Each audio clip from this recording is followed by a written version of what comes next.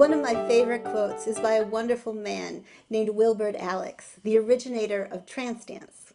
He said, "Growth happens in the light, transformation happens in the dark." And I always think about that quote when it comes to profile and the implicit marriage that exists between what's conscious in us and what lies beneath the surface. So remember, in human design, we have the more conscious aspects of our nature, what we call the personality, or what's illustrated through the black gates and lines in our chart. And these are the parts of us that we associate with the activities of the conscious mind, or the character of the soul that one could say exists with or without the body.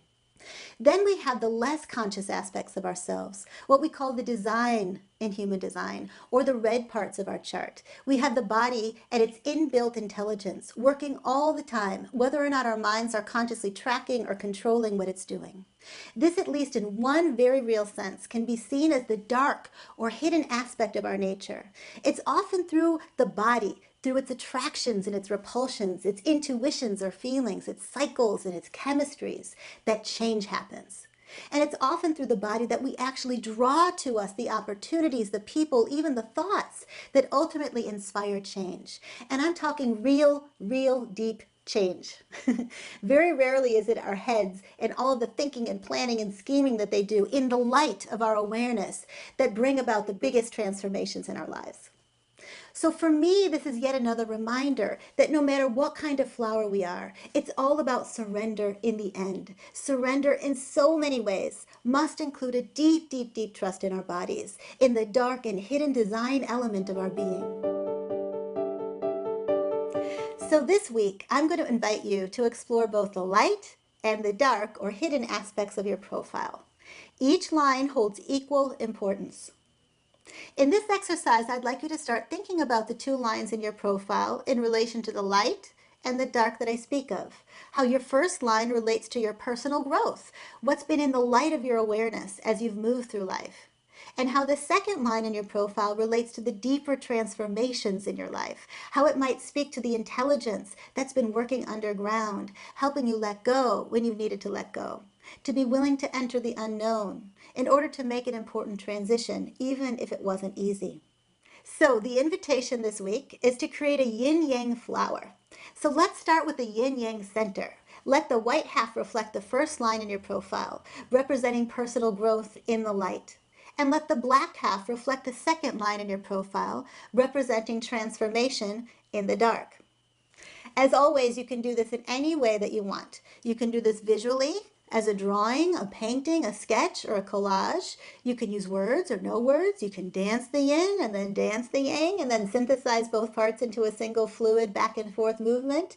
You can create a musical mashup, whatever you like. What matters most is that you start to gather insights about how these two lines and all that they represent have been at play in your own life, both on the surface and below.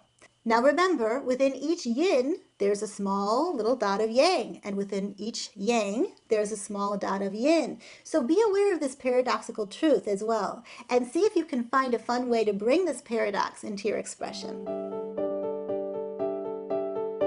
So I've decided to use writing as my main modality of exploration this time around. So I've explored my 3-5 profile as a yin-yang flower journal or poem.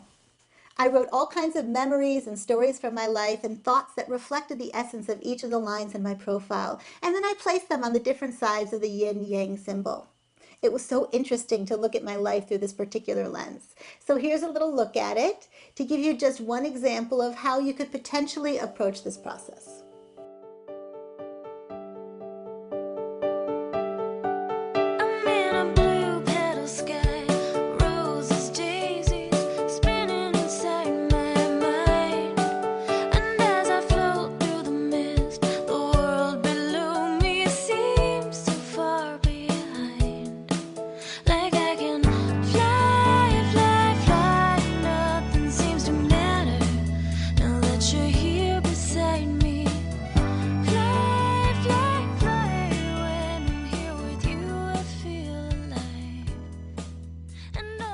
So please remember to use what you know about your design as you engage in this process.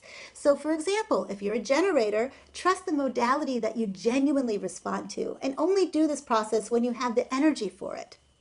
Or if you're a projector, you might want to do this with somebody that you love, someone who you really enjoy being with and who gets you. Or let's say you have an open G center. Be sure that you're doing this process in an environment that truly feels good to you.